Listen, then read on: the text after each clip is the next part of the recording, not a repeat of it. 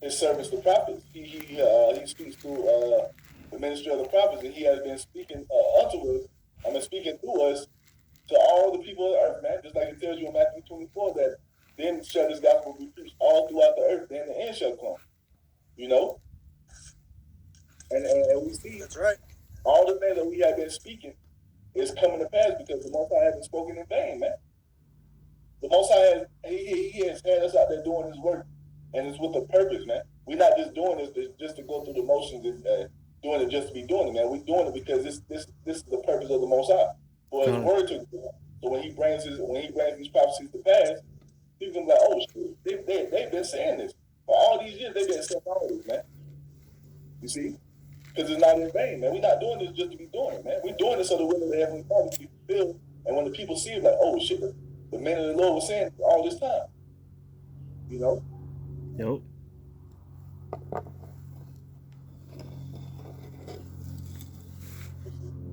God. Hey, you want to grab this next set, bro? Yeah.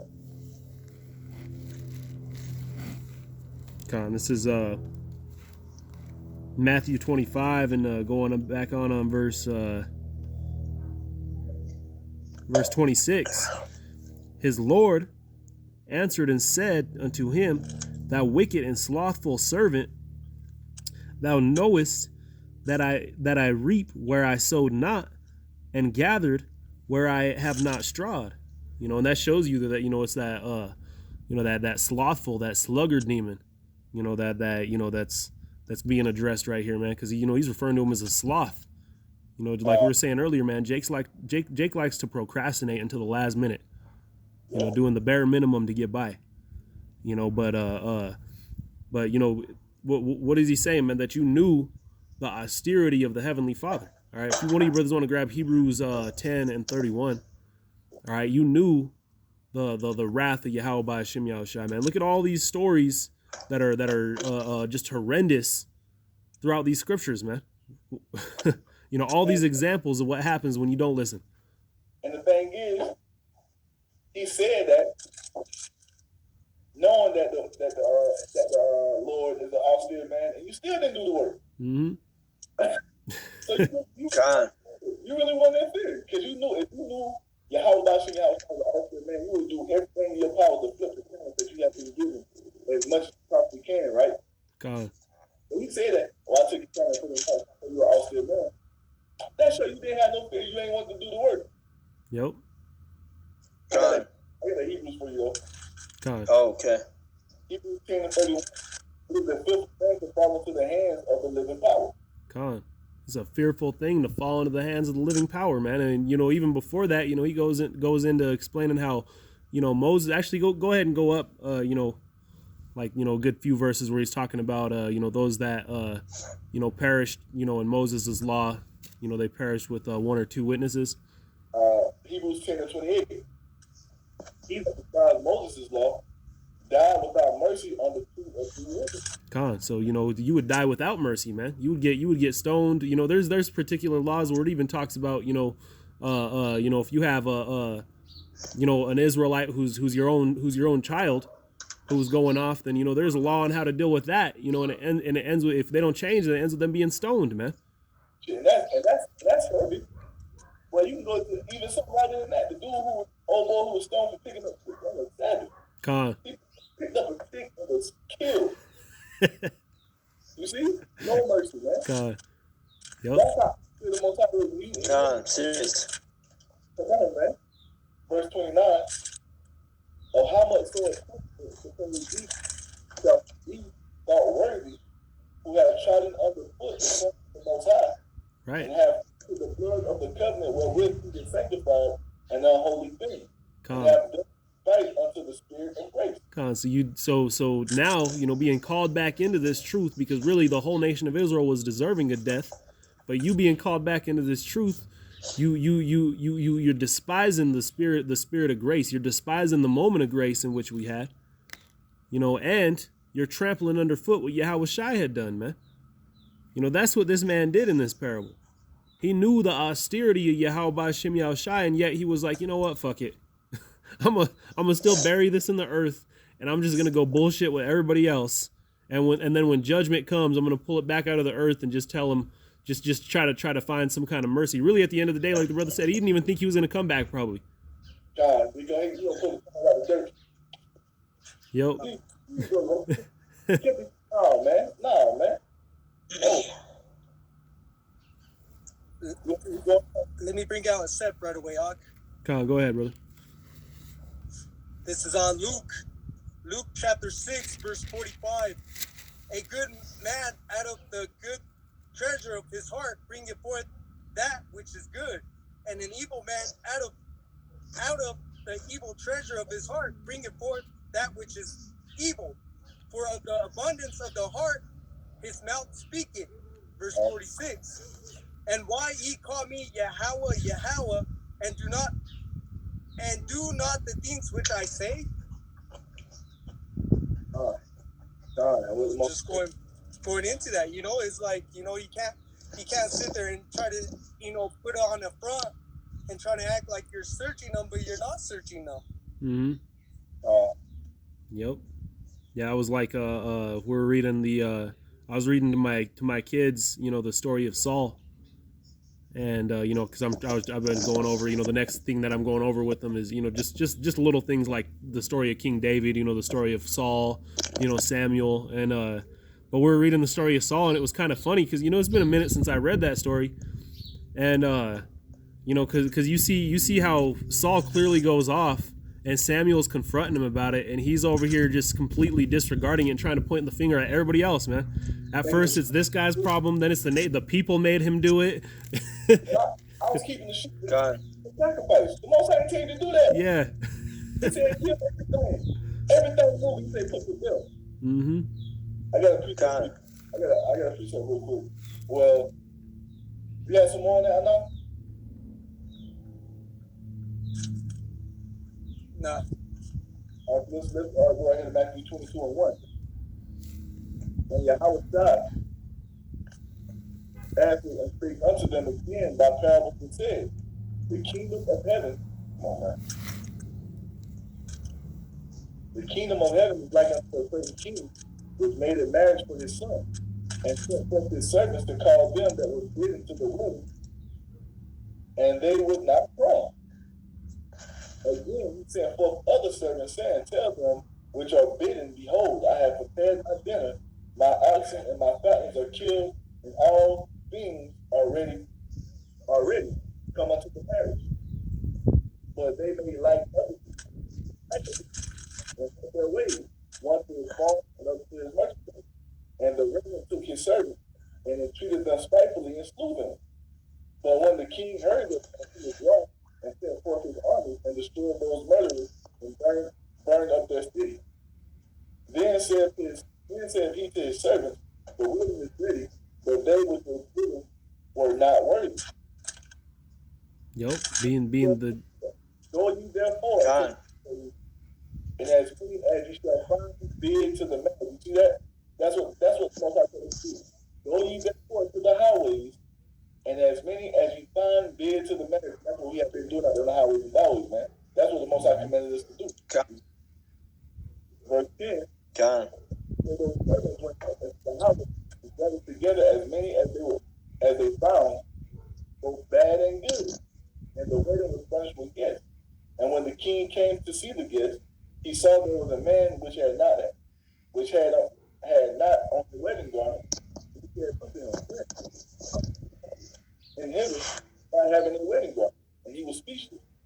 Then said the king to his servants, bind him hand and foot and take his grave, cast him out of darkness, for there shall be weeping and gnashing of teeth. But many are called, but few are chosen.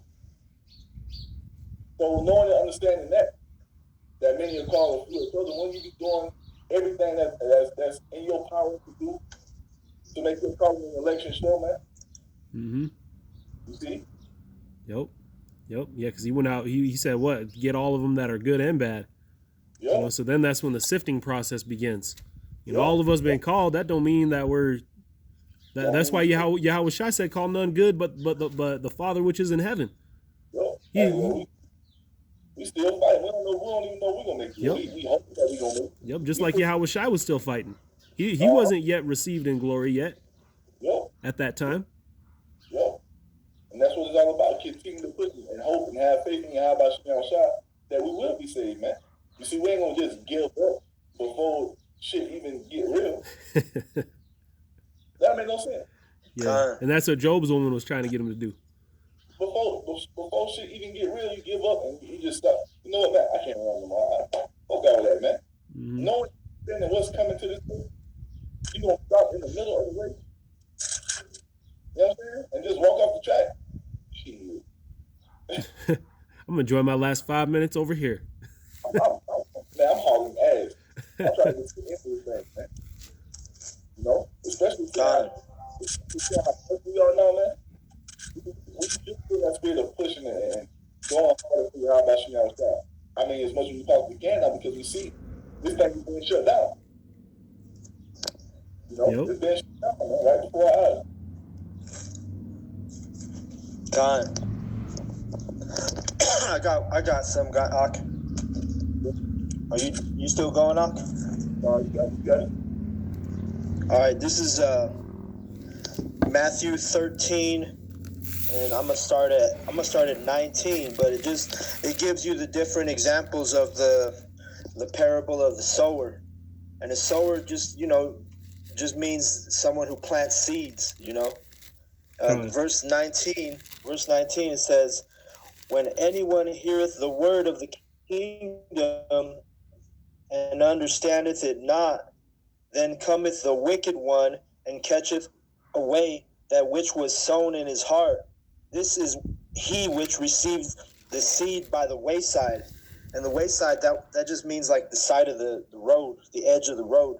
Meaning, they may hear this truth, but hey, it's just going to get trampled on, and it's not going to, they have no foundation because it's on the side of the road, Mm-hmm. Then the next one says, but he that receives seed into stony places, the same is he that heareth the word, and anon with joy receive it.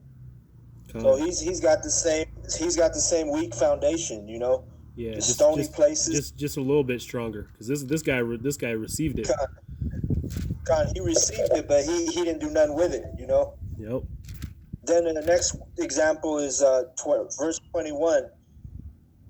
Yeah, he hath not root in himself. So there you go. That's the stony one. You don't have the depth, the root, Mm-hmm. But he dureth for a while. For when tribulation or persecution ariseth because of the word, by and by he is offended. And so, somebody who knew the truth, received it, and he only was able to endure for a while, He's not going to be able to endure when the chip comes, he's going to end up folding, He's going to take that chip. Even before that, bro. Even before that. Verse 22. He also... Real good, bro. God. Those who are not truly rooted... Go ahead. Because we're in that affliction now. When you talk about rolling, the people that are he's doing all what he's going to do.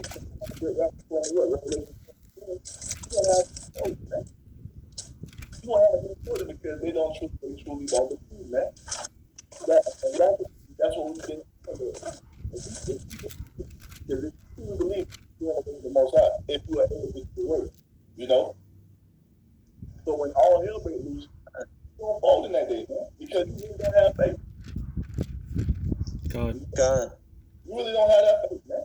Yep. Yeah, because if you think about it, and I know you still got more on that, Shabai. But if you think about it, man, if you have a plant that didn't have no root, but the top was still growing, this plant might, it might be a daisy, whatever it is, it's going to look like a beautiful, flower, that grew perfect. But yet, when you go to pull it, there ain't no root. That thing just grew in vain. There ain't nothing that's going to withstand that thing. So this guy came across like he was something special. Had fringes on every time he went to King Supers. Because I just ran into somebody that they were like, man, I saw a guy with fringes on. I thought he might have known you, and he was in there cussing out everybody and screaming at everybody, making a big scene. And I was like, if they said he was wearing fringes, I was like, I don't think he wasn't GMS. I was like, it sounds like he was in there making just acting a fool. But it's a dude. That's that. It's a dude doing DoorDash, bro. He doing DoorDash with his fringes on, bro. God. So he back and forth all throughout the day, all throughout Colorado with fringes on, bro. Making yourself a target. Come on. And ain't doing no work, I can guarantee you. Yep, and that's at no root. Is he a thicker Judite? Yep. Is he kind of thick? Yep.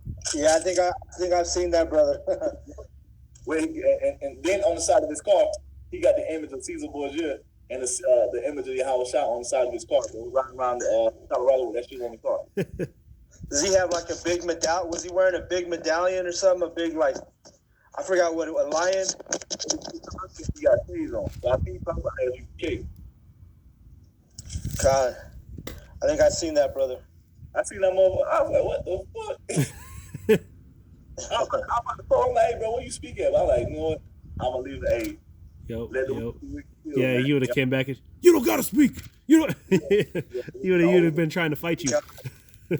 Yeah. But you got it, bro. My bad. No, you're good. You good.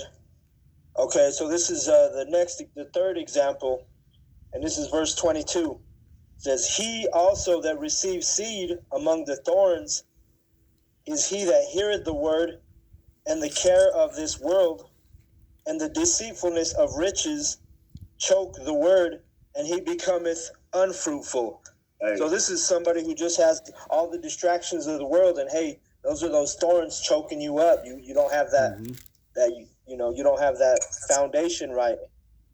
And then the last one, verse 23, but he that receiveth seed into the good ground is he that heareth the word and understandeth it, which also beareth fruit, and bringeth forth some 100-fold, some 60, and some 30. So that good ground is, hey, you receive this truth, and then you actually teaching this truth. And you going out and doing your videos, like camp. Right now we can't do that. But, that would be our example, us, We go out here, we received it, and we received to a point where now we can teach. Like the elder was bringing out, hey, we are apostles now, meaning sent out, Yep. And that's why, that's all I had on that. Con. Yep.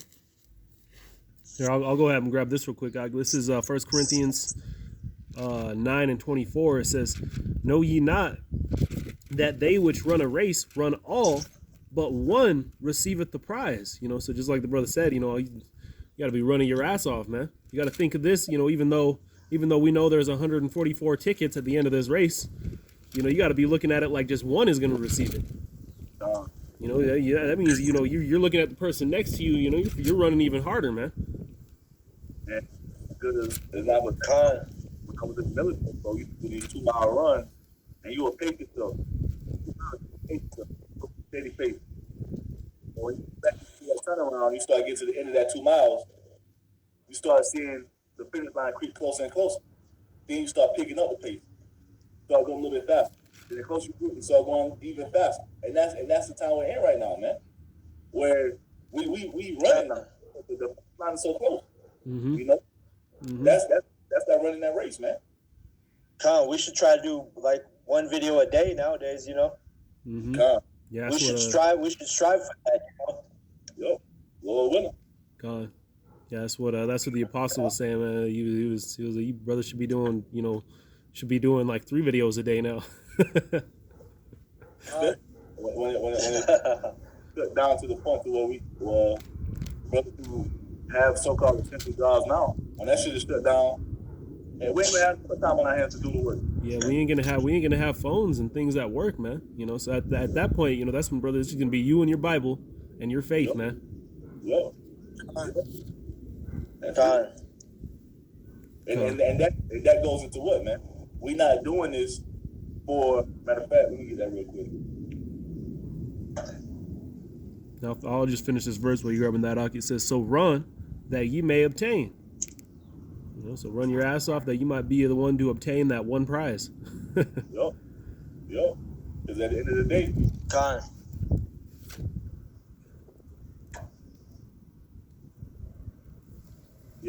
this is Philippians 2:12.